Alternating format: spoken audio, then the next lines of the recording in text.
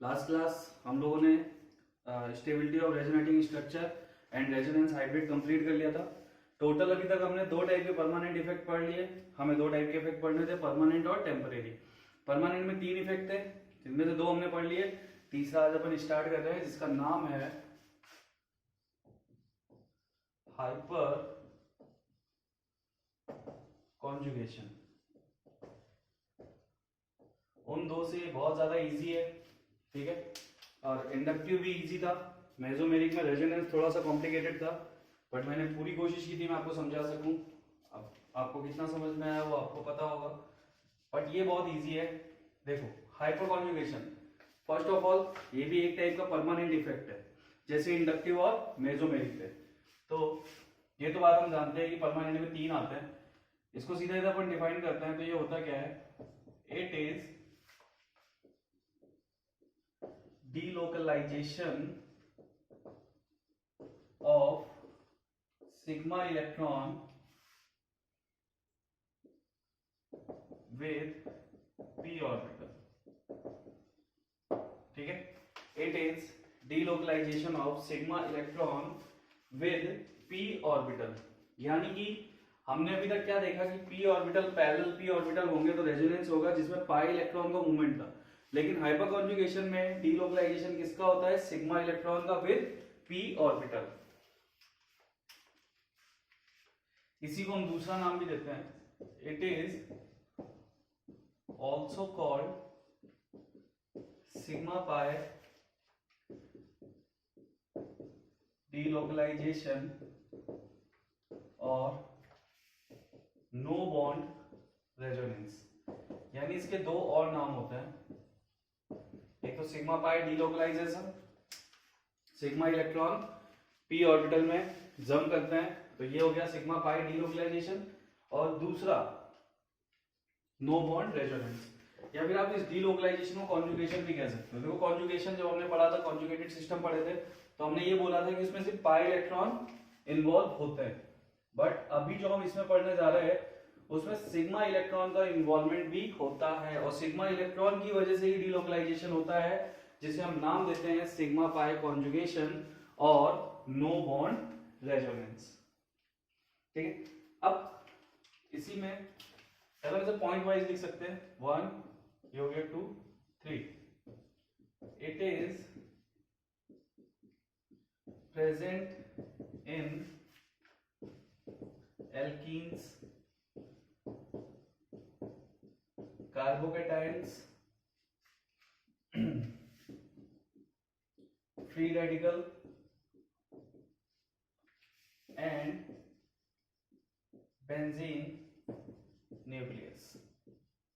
ठीक है, ये किसमें हो सकता है, एल्कीन में हो सकता है, और कार्बोकेटाइन में हो सकता है, फ्री रेडिकल में हो सकता है, और बेंजीन न्यूक्लियस में हो सकता है। ये इतनी चीजों में होता है, विच मीन्स एल्काइंस में इसका कोई लेना देना नहीं है, और कार्ब अनायन में भी हाइपर कॉन्जुगेशन नहीं पाया जाता। देखिए इतना,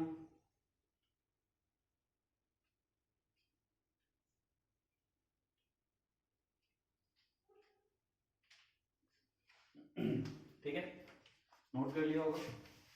अब इसकी एक नेसेसरी कंडीशन, और उस कंडीशन को बताऊंगा, और उसके साथ साथ उस कंडीशन को हम कैसे चेक करेंगे वो भी आपको सिखाऊंगा। तो इसकी एक जो सबसे इंपॉर्टेंट कंडीशन है वो क्या है,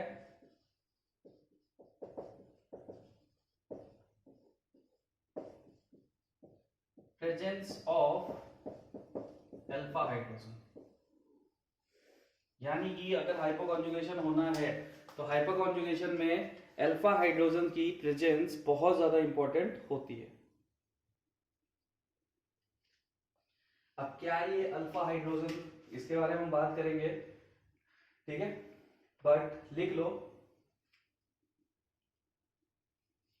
अल्फा हाइड्रोजन क्या होता है, कैसे पता चलता है। A hydrogen which is connected on sp3 carbon और saturated carbon which is directly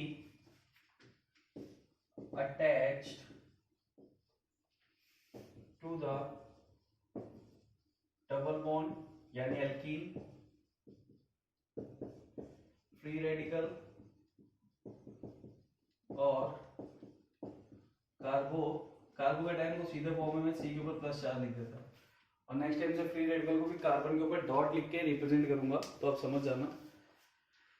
alpha hydrogen क्या होता है, ठीक है। Alpha hydrogen, a hydrogen which is connected on sp3 carbon और saturated carbon which is directly attached to the double bond, free radical और carbocation, ये होता है अल्फा हाइड्रोजन।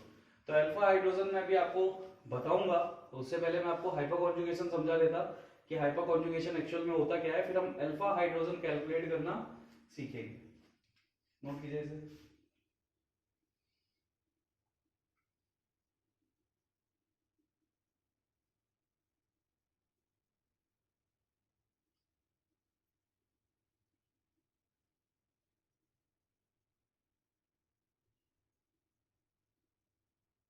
नोट कर लिया होगा। तो मैंने आपको क्या बताया कि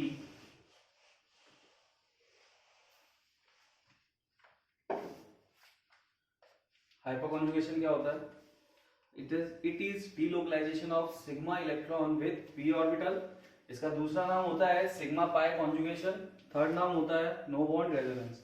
नेसेसरी कंडीशन क्या है, नेसेसरी कंडीशन है कि C double bond C dot या सी प्लस, इससे कोई sp3 कार्बन होना चाहिए और उस पे एटलीस्ट 1 हाइड्रोजन होना चाहिए, जिसे हम नाम देते हैं अल्फा हाइड्रोजन का। यानी presence of alpha hydrogen is a necessary condition for hyper conjugation. चलिए हम बारी बारी से देख लेते हैं, जो जो सिस्टम हमने बताया उस सिस्टम में सब में देख लेते हैं कि हाइपर कॉन्जुगेशन होगा कैसे। तो पहला एग्जांपल लेते हैं अपन, मैं आपको समझाता हूँ हाइपर कॉन्जुगेशन आएगा।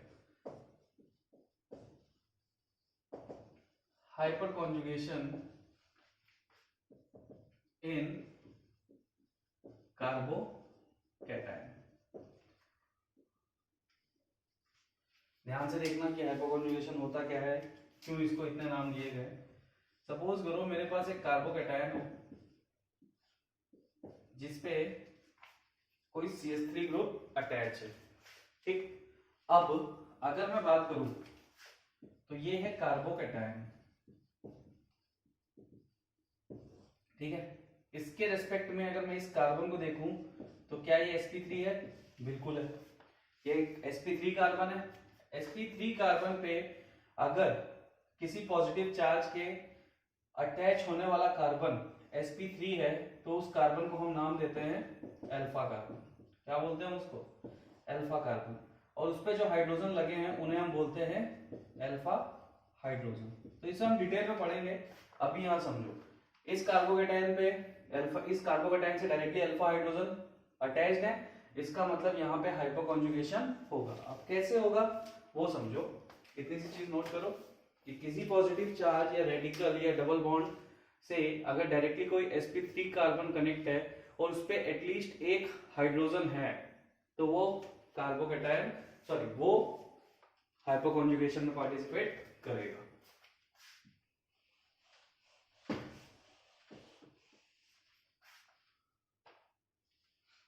अब मैं थोड़ा सा इसे ना एक्सपेंडेड फॉर्म में ले लेता, H H और H।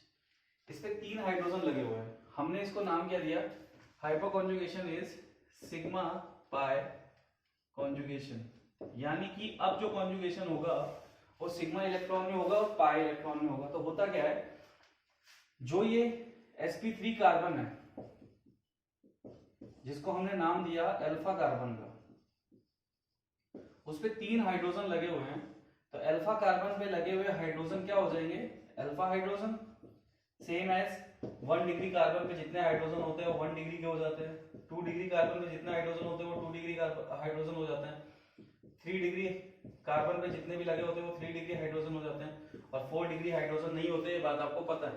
वैसे ही अल्फा कार्बन पे लगे हुए सारे हाइड्रोजन आपके क्या हो जाएंगे, अल्फा हाइड्रोजन। तो यही हमारी नेसेसरी कंडीशन थी कि कॉन्जुगेशन के लिए मिनिमम एक अल्फा हाइड्रोजन होना चाहिए। बट इस केस में हमें दिख रहे हैं 3 अल्फा हाइड्रोजन। तो होगा क्या, अब देखो होगा कुछ ऐसा कि ये कार्बोकैटायन है, इसको इलेक्ट्रॉन डेंसिटी रिक्वायर्ड है और ये है सिग्मा इलेक्ट्रॉन। तो हाइड्रोजन क्या करता है, अपने बॉन्ड को यहाँ पे शिफ्ट कर देता है। यानी कि अगर मैं इसका स्ट्रक्चर बनाऊं तो क्या हो जाएगा, सी एच और एच, डबल बॉन्ड। देखो हाइड्रोजन ने अपना पूरा बॉन्ड दे दिया, बॉन्ड इसको डोनेट कर दिया, तो ये बॉन्ड यहाँ आएगा तो डबल बॉन्ड बन जाएगा और ये हो जाएगा CH2 और पॉजिटिव चार्ज रिमूव होके चला जाएगा इस हाइड्रोजन पे। तो ये होता है आपका हाइपर कॉन्जुगेशन, यानी कि इसी को हम बोलते हैं नो बॉन्ड रेजोनेंस। यानी यहाँ पे अब कार्बन और हाइड्रोजन के बीच का जो बॉन्ड था वो है ही नहीं, यहाँ पे कोई बॉन्ड नहीं है, इसीलिए इसको नाम दिया गया सिग्मा पाई कॉन्जुगेशन या फिर नो बॉन्ड रेजोनेंस। इसका जो बॉन्ड था वो यहाँ शिफ्ट हो चुका है, इसका पॉजिटिव चार्ज उसके ऊपर शिफ्ट हो चुका है, यानी इसने अपने सिग्मा इलेक्ट्रॉन को कंप्लीटली डोनेट कर दिया कार्बोकैटायन को। ठीक है, कार्बोकैटायन का मतलब क्या होता है, वैकेंट p ऑर्बिटल, और वैकेंट p ऑर्बिटल को इलेक्ट्रॉन डेंसिटी रिक्वायर्ड होती है, तो वो इलेक्ट्रॉन डेंसिटी इसने अपने सिग्मा बॉन्ड से उसे दे दी। तो ये कॉन्सेप्ट जो है इसे हम बोलते हैं हाइपर कॉन्जुगेशन या फिर नो बॉन्ड रेजोनेंस। अब तुम्हारे मन में एक क्वेश्चन आ रहा होगा कि अगर ये जो बॉन्ड था ये यहाँ चला गया तो हाइड्रोजन को निकल जाना चाहिए। बिल्कुल सही बात है, इसमें पॉजिटिव चार्ज है, इसको कहीं चले जाना चाहिए, बट ऐसा क्यों नहीं होता, क्योंकि भी 2 हाइड्रोजन और है।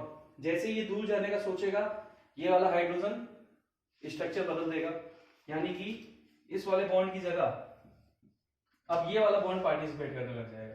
तो स्ट्रक्चर क्या बनेगा, CH2 सिंगल बॉन्ड CH। अब ये वाला बॉन्ड अगर पार्टिसिपेट करेगा तो क्या होगा, ये डबल बॉन्ड हो जाएगा और इस वाले हाइड्रोजन में पॉजिटिव चार्ज आ जाएगा, तो ये दूर जा ही नहीं पाता। अब जब ये दूर जाने की कोशिश करेगा ये कन्वर्ट हो जाएगा, तो स्ट्रक्चर क्या बनेगा, CH2 डबल बॉन्ड CH और H+। यानी ये प्रोसेस बार बार होती रहेगी, तो कोई भी हाइड्रोजन स्ट्रक्चर से दूर जा ही नहीं पाएगा। अब बात ये होती है कितने हाइपर कॉन्जुगेटिव स्ट्रक्चर बनेंगे, तो जितने अल्फा हाइड्रोजन होंगे उतने ही हाइपर कॉन्जुगेटिव स्ट्रक्चर्स बनेंगे, और जितने ज्यादा हाइपर कॉन्जुगेटिव स्ट्रक्चर्स बनेंगे, या फिर मैं बोलूं सीधे सीधे वर्ड्स में, जितने ज्यादा अल्फा हाइड्रोजन होंगे स्ट्रक्चर उतना स्टेबल होगा। ठीक है, तो ये कॉन्सेप्ट है। देखो इसे, पहला केस हाइपर कॉन्जुगेशन इन कार्बोकैटायन। मैं फिर से बोल रहा हूं सिग्मा पाई कॉन्जुगेशन है, एक बार फिर से एक्सप्लेन कर देता हूं पूरा का पूरा, एक बार फिर से मैं समझा देता हूं, अगर कोई प्रॉब्लम आती है तो।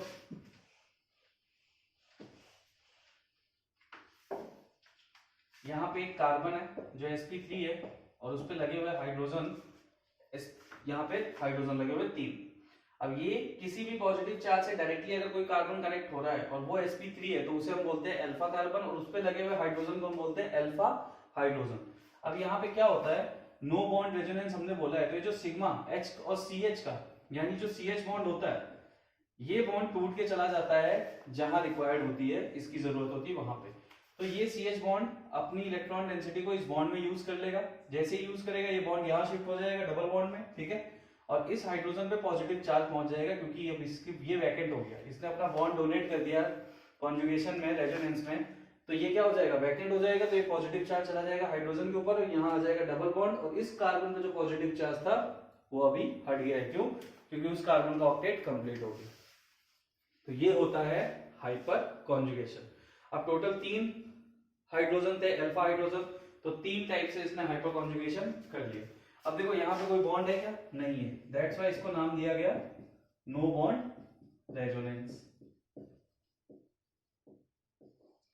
सिग्मा पाई कॉन्जुगेशन क्यों, क्योंकि इस CH के बीच में जो बॉन्ड है वो सिग्मा इलेक्ट्रॉन है, सिग्मा बॉन्ड है, और उसने बनाया क्या है, पाई बॉन्ड, यानी वो जब टूट के गया है तो उसने क्या किया है, पाई बॉन्ड का फॉर्मेशन किया है, इसलिए इसको सिग्मा पाई कॉन्जुगेशन बोला जाता है। तो ये था पहला केस, हाइपर कॉन्जुगेशन इन कार्बोकैटायन।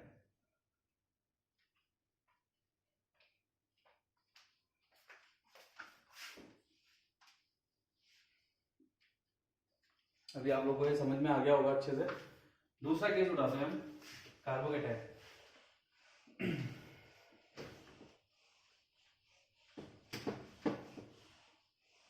चलो इसमें एक और एग्जांपल मैं करा देता हूँ, कंफ्यूज नहीं हो तुम।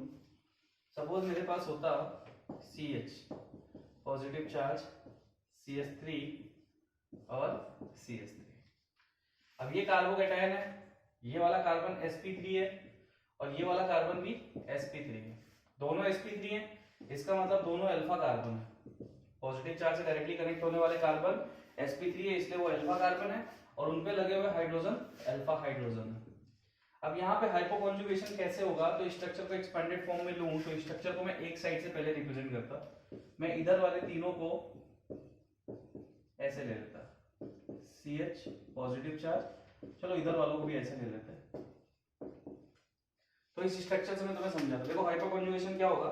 हाइपोकॉन्जुगेशन में कोई भी हाइड्रोजन का सिग्मा इलेक्ट्रॉन यहाँ जाएगा, इसकी वैकेंसी को खत्म करेगा और खुद पे पॉजिटिव चार्ज ले लेगा। जैसे पहला एग्जांपल अगर हम बनाए तो क्या हो जाएगा, ये वाला बॉन्ड शिफ्ट हो जाएगा तो यहाँ डबल बॉन्ड हो जाएगा, CH पॉजिटिव चार्ज रिमूव हो जाएगा, वो पॉजिटिव चार्ज यहाँ पहुंच गया और यहाँ रहेगा सिंगल बॉन्ड H और H, ठीक है, और तीसरा H।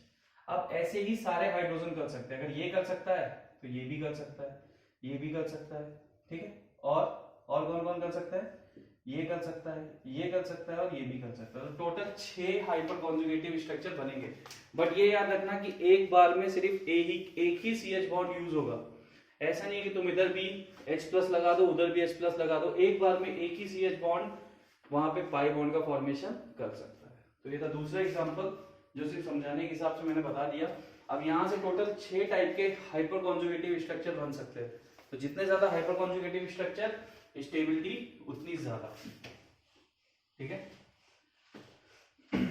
इसीलिए इसको नाम दिया गया नो बॉन्ड रेजोनेंस और सिग्मा बाय कॉन्जुगेशन।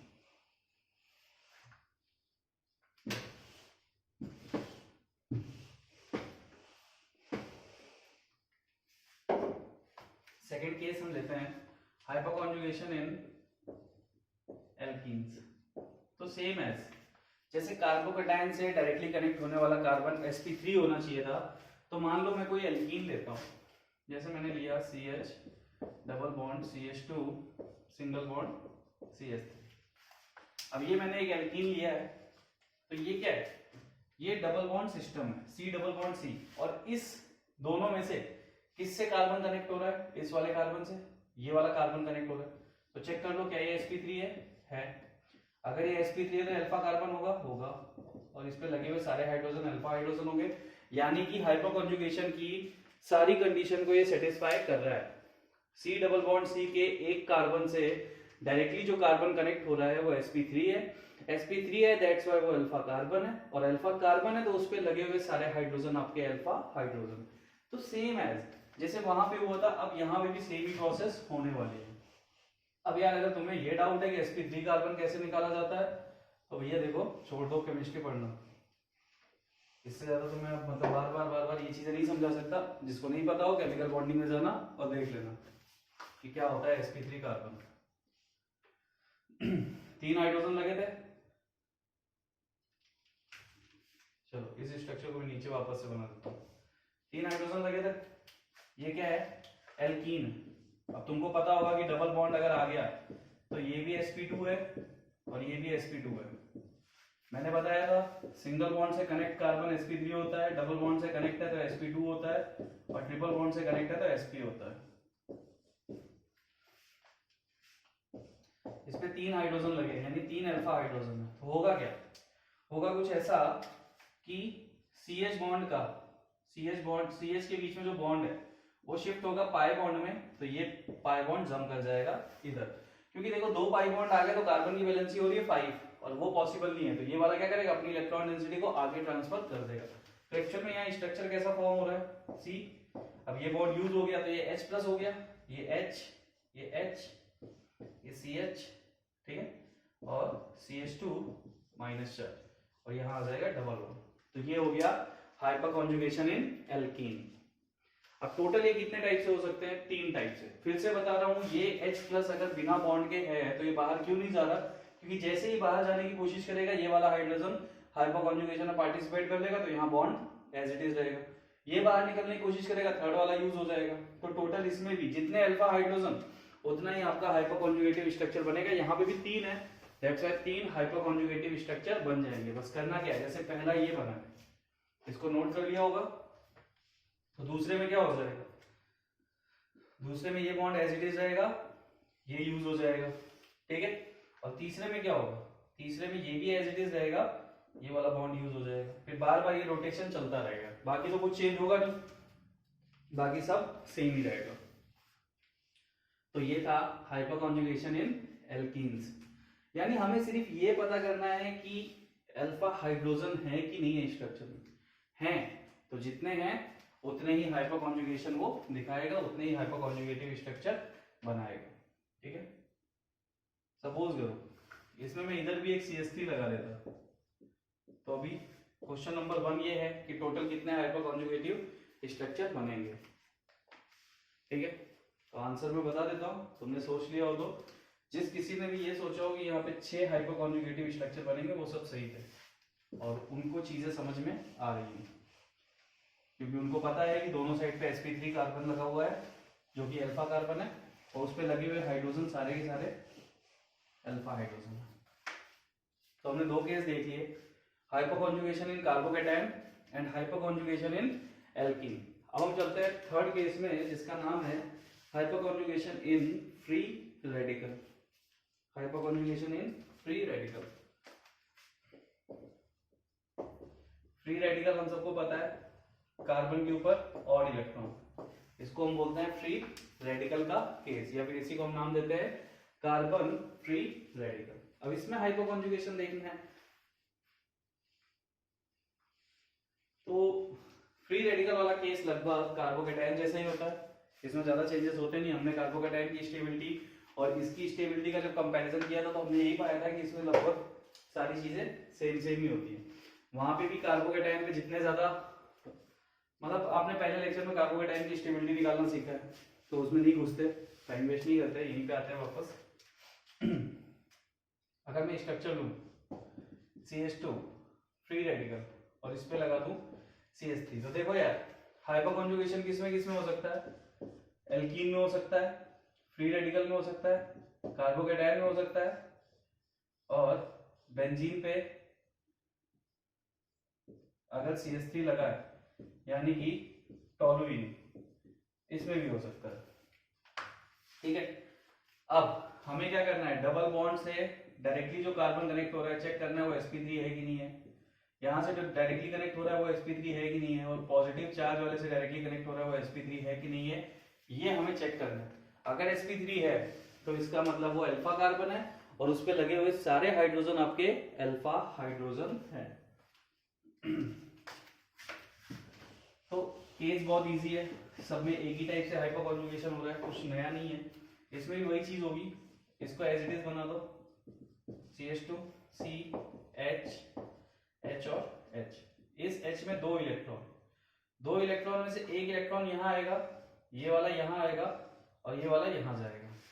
जैसे कि हमने रेजोनेंस में ऑड इलेक्ट्रॉन का केस किया था, ऑड इलेक्ट्रॉन में अगर एक इलेक्ट्रॉन इधर से शिफ्ट हो रहा है तो दूसरा उधर से होगा और उसका दूसरा वाला कहीं और जाएगा। तो सेम एज हाइड्रोजन, इस सिग्मा बॉन्ड में 2 इलेक्ट्रॉन है, एक आएगा पाई बॉन्ड बनाने के लिए इधर से, एक आएगा इधर से, जो दूसरा है इस बॉन्ड का वो चला जाएगा हाइड्रोजन के ऊपर। तो स्ट्रक्चर एक्चुअल में क्या बनेगा, C H H पे फ्री रेडिकल, ठीक है, H H यहां आ जाएगा डबल बॉन्ड और यहाँ CH2, ये बन गया इसका हाइपर कॉन्जुगेटिव स्ट्रक्चर। अब ये H पे जो ऑड इलेक्ट्रॉन आया है ये भी बाहर क्यों नहीं जा पा रहा, क्योंकि जैसे ही बाहर जाने की कोशिश करेगा ये वाला हाइड्रोजन पार्टिसिपेट कर देगा, मींस कि ये बॉन्ड तो एज इट इज रहेगा, यहां से हो जाएगा हाइपर कॉन्जुगेशन। जब ये बाहर निकलने की कोशिश करेगा तो उतने ही टाइम में ये वाला पार्टिसिपेट कर देगा।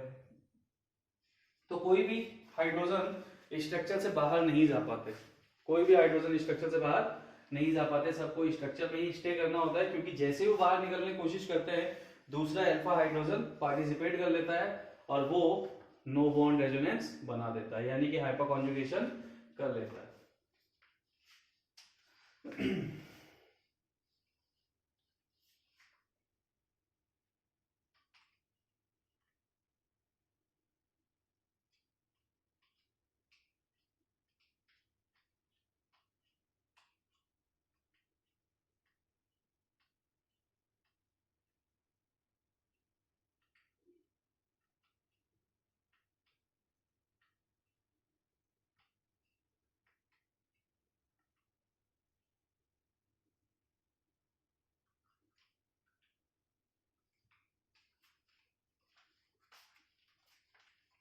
ठीक, तो ये हमने तीनों केस देख लिए। अब लास्ट वाला मैं टॉलुइन में और बता देता हूँ, फिर अपन चलेंगे अल्फा कार्बन और अल्फा हाइड्रोजन के कैलकुलेशन के लिए।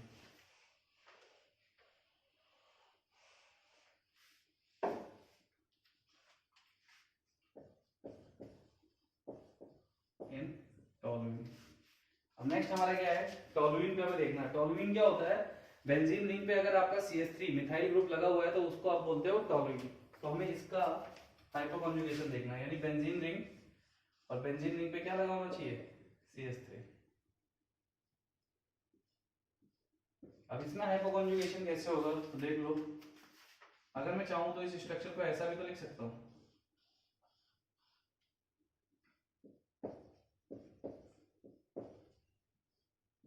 लिख सकता हूं।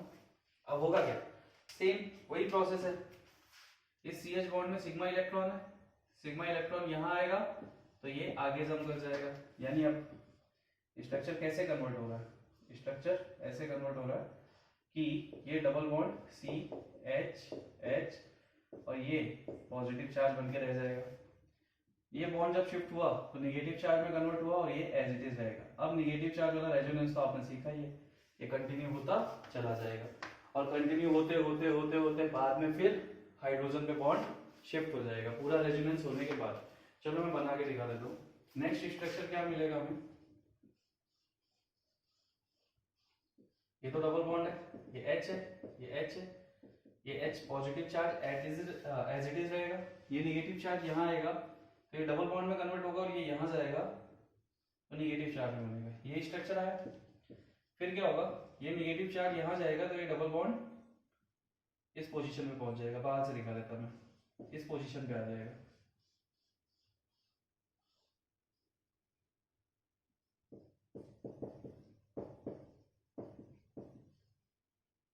तो डबल बॉन्ड एक यहाँ है, एक यहाँ है और नेगेटिव चार्ज अब यहाँ शिफ्ट हो गया। अब ये नेगेटिव चार्ज यहाँ जाएगा, ये बॉन्ड वापस से यहाँ पहुंच जाएगा। स्ट्रक्चर क्या आएगा,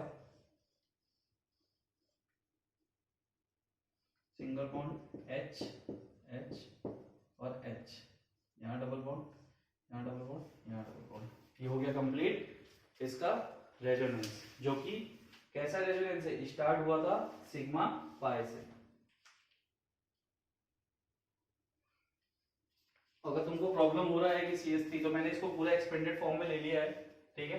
अगर एक बार इस वाले हाइड्रोजन से हुआ तो इससे भी हो सकता था, उससे भी हो सकता था। अंदर जो हो रहा है वो रेजोनेंस हो रहा है। ये जो यहां तक हुआ ना नेगेटिव चार्ज पाई, तो ये देखो रेजोनेटिंग सिस्टम, इसमें पाई पाई इलेक्ट्रॉन इन्वॉल्व हो रहे हैं।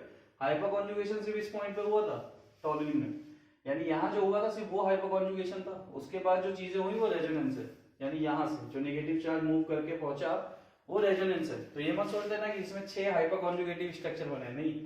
हाइपोकॉन्जुगेटिव स्ट्रक्चर सिर्फ ये है, वो बाकी जो है वो रेजोनेटिंग स्ट्रक्चर्स है। तो मैंने आपको पहले बताया जितने अल्फा हाइड्रोजन उतना हाइपोकॉन्जुगेटिव स्ट्रक्चर बनेगा। तो यहाँ पे भी देख लो ना, ये डबल बॉन्ड कार्बन है, C डबल बॉन्ड C, इस पे डायरेक्टली कनेक्ट होने वाला कार्बन sp3 है। टॉलुइन में sp3 होता है, तो वो अल्फा कार्बन है, उस पे लगे हुए हाइड्रोजन अल्फा हाइड्रोजन है।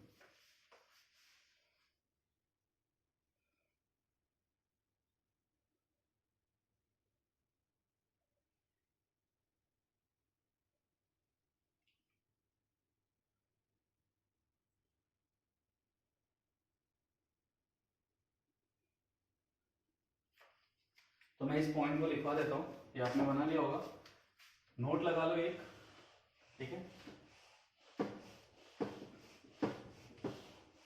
तो हाइपोकॉन्जुगेशन सिग्मा पाई कॉन्जुगेशन होता है जिसमें CH बॉन्ड ही इन्वॉल्व होता है और कोई दूसरा बॉन्ड इन्वॉल्व नहीं होता। CH ही होना चाहिए, कार्बन और हाइड्रोजन, ठीक है। तो number of no bond resonance due to hyperconjugation, ये एक नोट है, hyperconjugation is equal to number of alpha hydrogen present in structure, यानी स्ट्रक्चर में जितने अल्फा हाइड्रोजन होंगे उतना ही ज्यादा नो बॉन्ड रेजोनेंस बन सकता है। इस नोट को लगा लीजिए।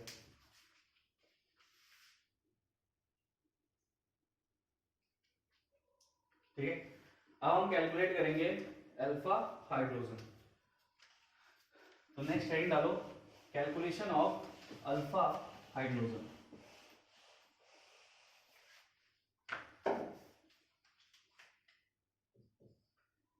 हेडिंग है calculation of alpha hydrogen and alpha carbon.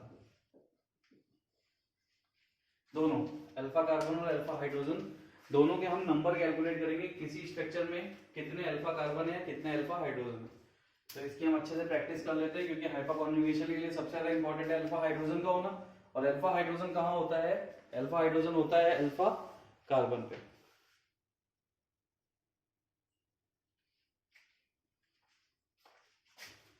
ठीक, तो पहला केस हम लेते हैं, कैलकुलेशन फर्स्ट इन कार्बोकैटायन।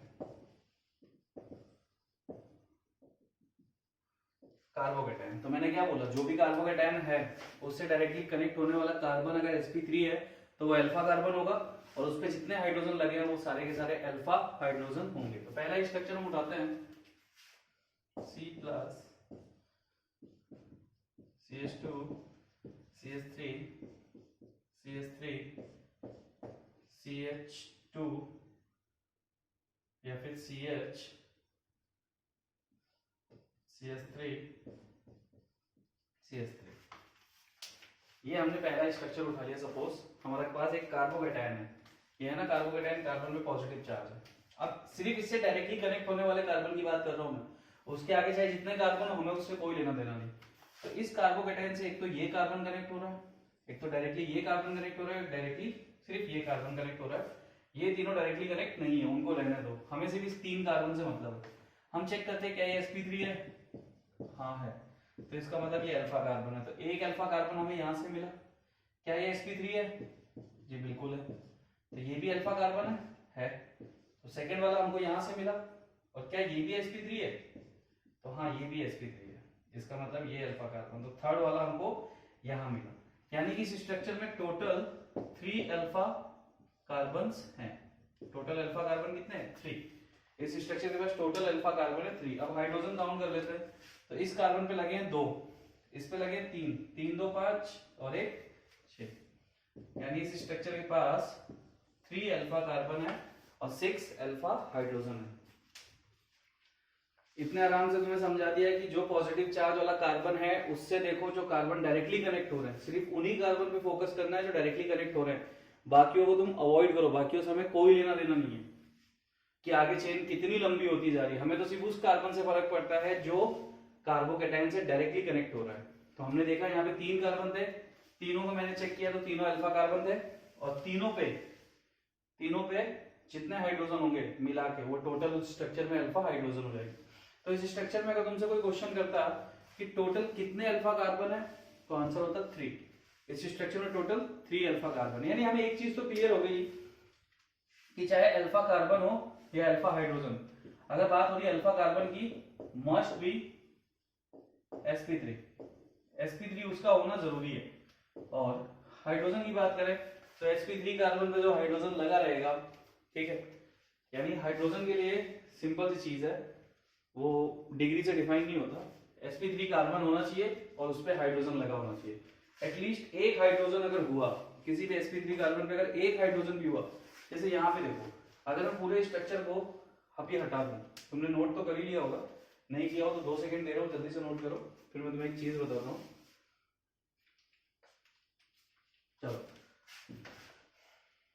अगर मैं पूरे स्ट्रक्चर को गायब करता हूँ, तो ये हमारा क्वेश्चन जो था पहले स्ट्रक्चर में वो आंसर हो गया। तो अपन स्ट्रक्चर चेंज कर रहे हैं, मैं इसको ये स्ट्रक्चर बनाता हूँ, ठीक है। अब मैं तुमसे पूछूं कि इसमें टोटल कितने हाइपर कॉन्जुगेटिव स्ट्रक्चर बन सकते हैं। तो देखो यहाँ पे इस कार्बन पे 2 मिथाइल ग्रुप लगे हुए, 1 और 2, इससे हमें कुछ फर्क नहीं पड़ता, ये हाइपर कॉन्जुगेशन में पार्टिसिपेट ही नहीं कर सकता।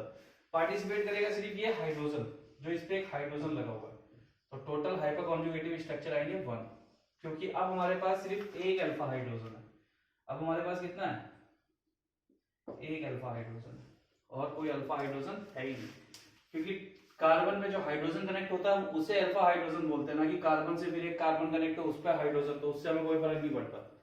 पॉजिटिव चार्ज से डायरेक्टली कार्बन जो कनेक्ट हो रहा है वो sp3 है, उस पर जितने हाइड्रोजन है, सिर्फ हाइड्रोजन, वो होते हैं आपके अल्फा हाइड्रोजन, और वहां पे सिर्फ एक हाइड्रोजन कनेक्ट है जिसे हम नाम देंगे अल्फा हाइड्रोजन। ठीक है, तो ये था पहला क्वेश्चन।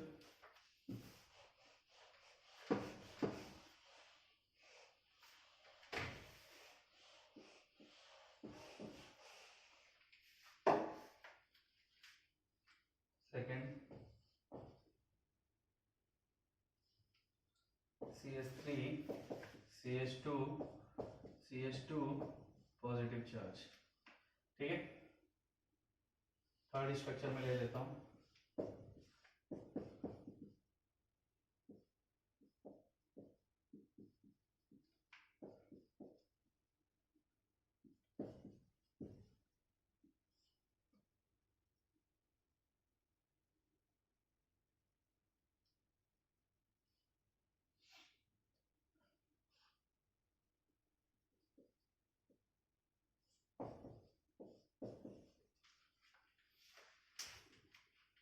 ये हो गया थर्ड, ये हो गया फोर्थ, ले लेते हैं C प्लस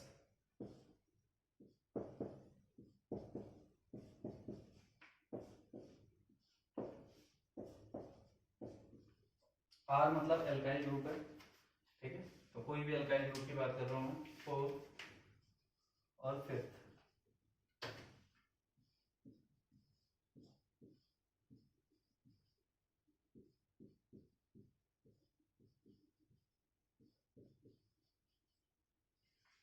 पांच स्ट्रक्चर है।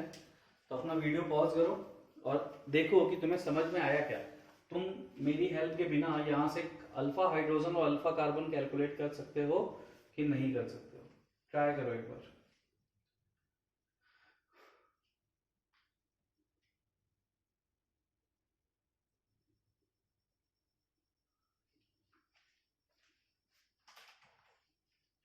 तो कैलकुलेट कर लिया होगा आप लोगों ने, ठीक है, कि कितने अल्फा कार्बन है और कितने अल्फा हाइड्रोजन है। तो हम यहाँ पे एक टेबल बना लेते हैं, इधर लिखते हैं अल्फा कार्बन के नंबर और इधर लिखते हैं अल्फा हाइड्रोजन के नंबर। तो पहले हम बात करते हैं सेकेंड स्ट्रक्चर में। कार्बोकेटाइन कहाँ पे है, यहाँ पे, तो इससे डायरेक्टली कनेक्ट होने वाला कार्बन sp3 है क्या, है। इस कार्बन से हमें कोई फर्क पड़ता है, नहीं पड़ता। इस पे लगे हाइड्रोजन से भी कोई फर्क नहीं पड़ता। तो इसके पास अल्फा कार्बन कितने हैं, 1, और उस पे हाइड्रोजन टोटल कितने हैं, 2, तो अल्फा हाइड्रोजन के नंबर कितने हुए, 2, यानी अल्फा कार्बन 1 और अल्फा हाइड्रोजन 2 इस स्ट्रक्चर में।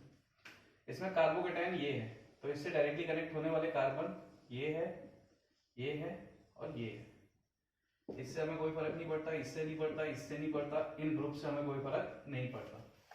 हम चेक करेंगे तो इसमें टोटल अल्फा कार्बन है 1, 2 और 3, तीनों sp3 है। तो अल्फा कार्बन कितने हैं, 3।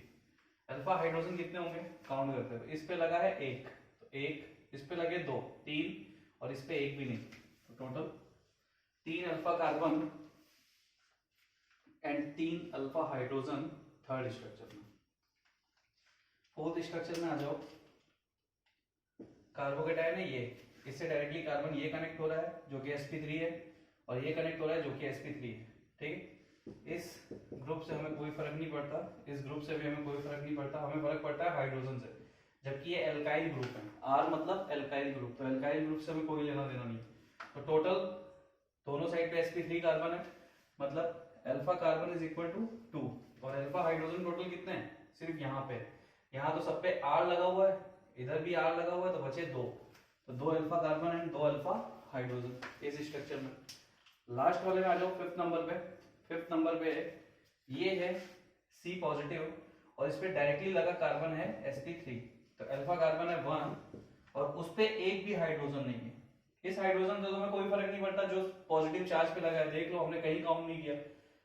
पॉजिटिव चार्ज वाले हाइड्रोजन से हमें कोई फर्क नहीं पड़ता, उससे डायरेक्टली कनेक्ट होने वाले कार्बन पे जो हाइड्रोजन है वो हमारे अल्फा हाइड्रोजन है। कब, जब डायरेक्टली कनेक्ट होने वाला कार्बन आपका sp3 होगा। तो यहाँ पे अल्फा हाइड्रोजन है 0। तो जिसका भी ये आंसर आया होगा वो करेक्ट है। ठीक है, और उसको अभी क्लियर हो चुका है कि अल्फा कार्बन और अल्फा हाइड्रोजन कैसे कैलकुलेट किए जाएंगे। आंसर्स नोट कर लीजिए। चलो और प्रैक्टिस करते हैं और क्वेश्चन देख लेंगे। अब देखो, अगर मैं जैसे मैंने स्ट्रक्चर को मिटा दिया, कोई फर्क नहीं पड़ता। अगर मैं बात करता इसमें स्टेबिलिटी, ठीक है, तो यहाँ पे एक नोट बना लो, मैं यहीं से तुम्हें स्टेबिलिटी भी सिखा देता। नोट क्या है? Stability of carbocation.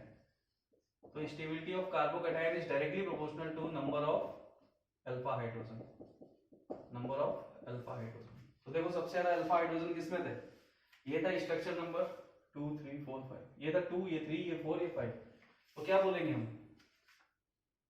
3 is more stable क्योंकि उसमें सबसे ज्यादा अल्फा हाइड्रोजन है 3, देन 2 इज इक्वल टू 4 और सबसे लीस्ट है आपका 5 क्योंकि उसमें एक भी अल्फा हाइड्रोजन नहीं है। तो जितना ज्यादा अल्फा हाइड्रोजन का नंबर होगा कार्बोकैटायन की स्टेबिलिटी उतनी ज्यादा होगी। स्ट्रक्चर मैंने मिटा दिया लेकिन वहां पे अल्फा हाइड्रोजन के नंबर लिखे हुए हैं, तो सबसे ज्यादा हमें 3 मिल रहा है, फिर 2 में 2 2 है। तो मैंने आपको बताया था जितने अल्फा हाइड्रोजन होंगे उतने हाइपर कॉन्जुगेटिव स्ट्रक्चर होंगे, और जितने हाइपर कॉन्जुगेटिव स्ट्रक्चर होंगे उतना ही ज्यादा स्ट्रक्चर स्टेबल होगा। नोट कर लीजिए इसे।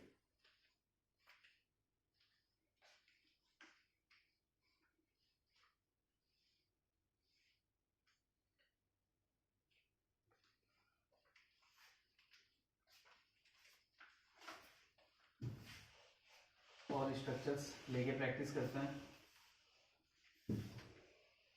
इस टेबल को एज इट इज बने रहने दो, कंटिन्यू करेंगे हम अपने आंसर्स। तो 6 नंबर स्ट्रक्चर है हमारा।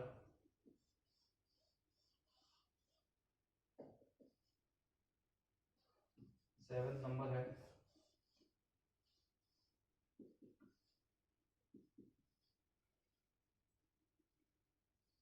8 नंबर है हमारा,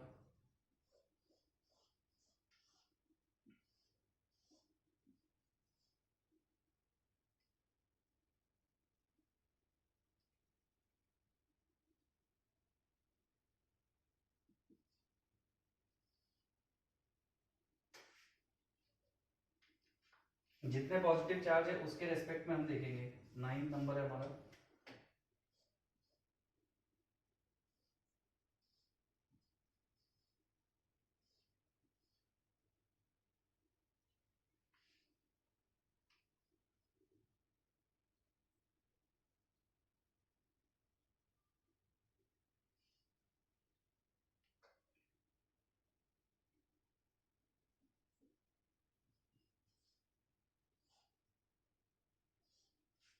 ये स्ट्रक्चर्स है हमारे इस बार। तो हमें कैलकुलेट करना है अल्फा कार्बन और अल्फा हाइड्रोजन।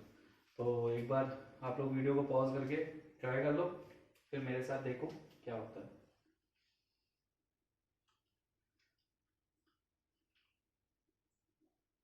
चलिए, जिन्होंने सॉल्व कर लिए होंगे वो अपने आंसर कंपेयर कर लेना। पहली चीज, पॉजिटिव चार्ज वाला कार्बन हमारा कार्बोकैटायन है, उसको हम पहले सर्कल कर लेते हैं। तो ये हमारा कार्बोकैटायन है और इससे डायरेक्टली कनेक्ट होने वाला एक कार्बन ये है और एक कार्बन ये है। क्या sp3 है और ये भी sp3 है। इसके अलावा बाकी कार्बन से हमें कोई फर्क नहीं पड़ता, हमें डायरेक्ट कनेक्ट होने वाले कार्बन से मतलब। तो अल्फा कार्बन आए 2, अल्फा हाइड्रोजन, तो यहाँ पे आपको पता होगा 2 हाइड्रोजन लगे होंगे यहाँ पे और 2 हाइड्रोजन लगे होंगे यहाँ पे, तो अल्फा हाइड्रोजन का नंबर आया 4। इसमें देखो, इसमें 2 पॉजिटिव चार्ज है, दोनों के रिस्पेक्ट में देखेंगे। तो इस पॉजिटिव चार्ज से डायरेक्टली एक ये कार्बन कनेक्ट हो रहा है और डायरेक्टली ये कार्बन कनेक्ट हो रहा है, और इस पॉजिटिव चार्ज से ये कार्बन डायरेक्टली कनेक्ट है और ये कनेक्ट है। तो टोटल हमारे पास अल्फा कार्बन है 3, यहाँ पे 3 हाइड्रोजन है, यहाँ पे 3 हाइड्रोजन है। यहाँ देखो ये कार्बन एक बॉन्ड इधर बना रहा है, एक बॉन्ड इधर बना रहा है, तो इसका मतलब इसके पास 2 हाइड्रोजन होंगे, तो 2 यहाँ पे और सेम एज 2 यहाँ पे। तो टोटल अल्फा हाइड्रोजन कितने हैं? 7। समझ में आ रहा है ना?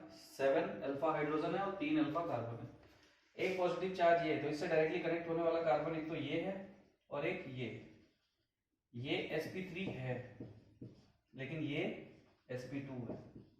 डबल बॉन्ड से कनेक्ट है, तो इसका मतलब इस पे भले कितने भी हाइड्रोजन लगे हों, ये हाइपर कॉन्जुगेशन का पार्ट हो ही नहीं सकता, क्योंकि अल्फा कार्बन कैसा होना चाहिए, sp3, ये हमारी कंडीशन थी। अब इस पॉजिटिव चार्ज से एक तो ये कार्बन कनेक्ट हो रहा है जो ऑलरेडी अल्फा कार्बन है, और दूसरा ये हो रहा है, तो यहाँ पे टोटल अल्फा कार्बन है 2, हाइड्रोजन कितने हैं, तो यहाँ पे एक हाइड्रोजन लगा हुआ है और यहाँ पे 3 लगे हुए हैं, टोटल 4 अल्फा हाइड्रोजन। ये कार्बन हमारा कार्बोकेटायन है, ठीक है, तो मैं सर्कल कर देता जो कार्बोकेटायन थे, ताकि तुम उससे डायरेक्टली कनेक्ट होने वाले कार्बन समझ सको। ये इससे एक तो ये डायरेक्टली कनेक्ट हो रहा है और ये कनेक्ट हो रहा है, और दोनों आपके sp2 है, तो ये तो अल्फा कार्बन नहीं हो सकते। ये कार्बन जो है ये sp3 है, तो मतलब इस स्ट्रक्चर में एक अल्फा कार्बन और इस पे 2 हाइड्रोजन लगे हुए, तो 2 अल्फा हाइड्रोजन।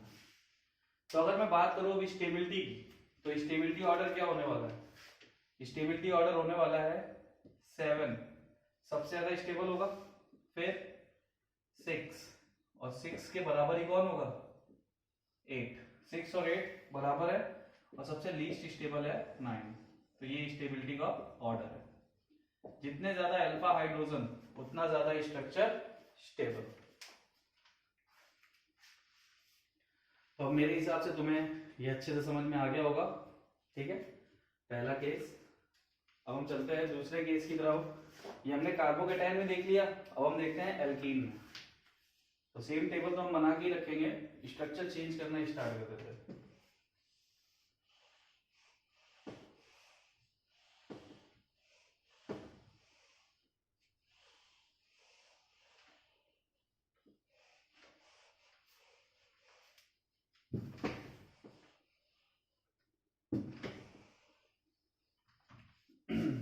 हम हाइपोकॉन्जुगेशन देखने जा रहे हैं किसमें, एल्कीन्स में, कि एल्कीन्स में हो सकता है या नहीं हो सकता।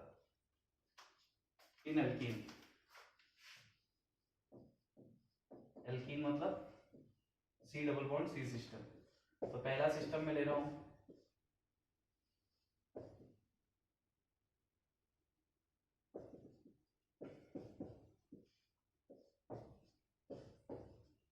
ये पहला है,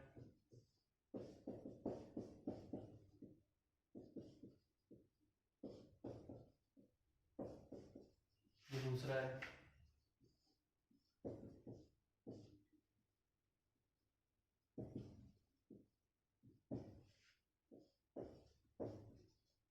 ये तीसरा है,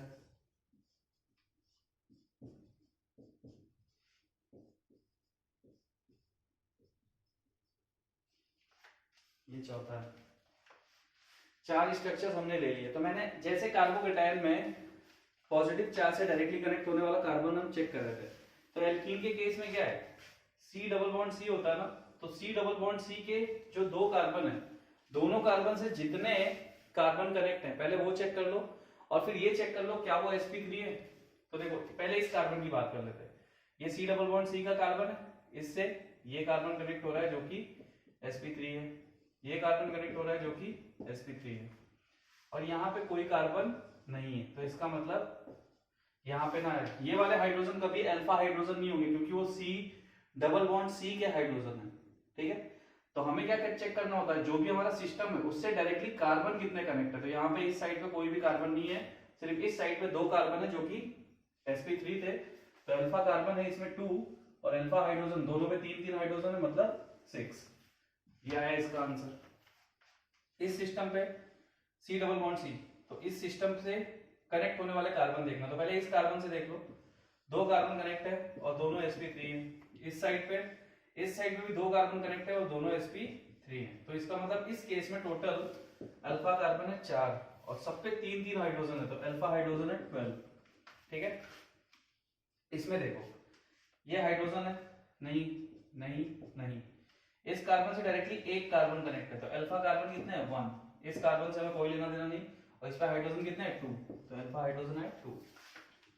इस कार्बन की बात करूं C डबल बॉन्ड C, एक कार्बन कनेक्ट है, बाकी कुछ भी नहीं, इस पे अल्फा कार्बन है 1 और अल्फा हाइड्रोजन है 3। तो ये हो गया हमारा ये वाला स्ट्रक्चर, ठीक है। अब ये जो चीज थी ये हमारे एल्कीन की थी, तो हमने अल्फा कार्बन और अल्फा हाइड्रोजन इसमें भी कैलकुलेट कर लिया। सेम रूल होता है चाहे कोई भी हो, उसमें डायरेक्टली कनेक्टिविटी देखते हैं हम कितने डायरेक्टली कनेक्ट हो रहे हैं। जितने डायरेक्टली कनेक्ट हो रहे हैं वो हमारे अल्फा कार्बन हो जाता है और उस पे लगे हुए हाइड्रोजन अल्फा हाइड्रोजन हो जाते हैं। स्टेबिलिटी सेम रहेगी, नंबर ऑफ अल्फा एच जितने ज्यादा स्टेबिलिटी उतनी ज्यादा। ठीक है, तो ये केस हो जाता है इसका। और सेम केस ही रहेगा फ्री रेडिकल का, यानी कार्बन डॉट पे जितने कार्बन डायरेक्टली कनेक्ट होंगे वो सारे के सारे तुम्हारे क्या होंगे, अगर वो sp3 है तो वो अल्फा कार्बन होंगे, और उनपे जितने हाइड्रोजन होंगे वो सारे के सारे तुम्हारे अल्फा हाइड्रोजन होंगे। बनाओ इसको।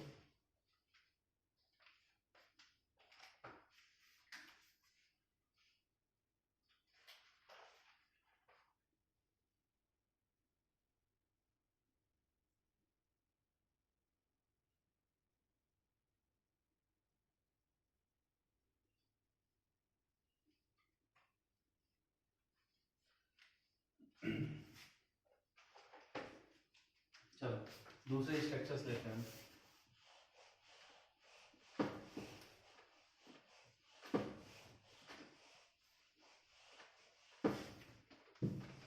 तो आपको अल्फा कार्बन और अल्फा हाइड्रोजन समझ में आ गए होंगे। ठीक है, अब स्ट्रक्चर कैसा भी हो और स्टेबिलिटी किस पे डिपेंड करती है स्ट्रक्चर की, अगर उसमें हाइपर कॉन्जुगेशन हो रहा है तो directly proportional to number of alpha H, क्योंकि जिस स्ट्रक्चर में जितने अल्फा एच होंगे वो उतने ही हाइपर कॉन्जुगेटिव स्ट्रक्चर्स फॉर्म करेगा। तो कितने हो गए थे शायद, जो भी नंबर आप नेक्स्ट डाल लेना, 5 डाल देता हूं मैं, मुझे याद नहीं है।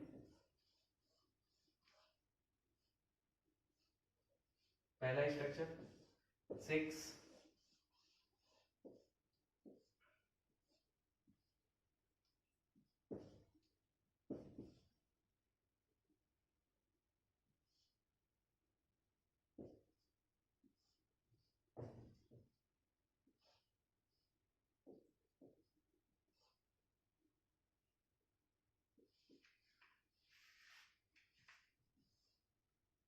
यहाँ पे हम हाइड्रोजन लगा देते हैं।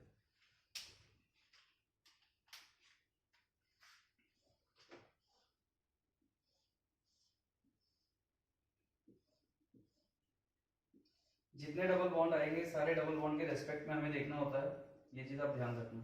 ठीक है, 7th,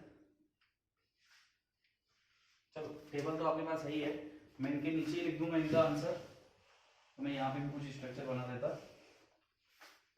नंबर 8,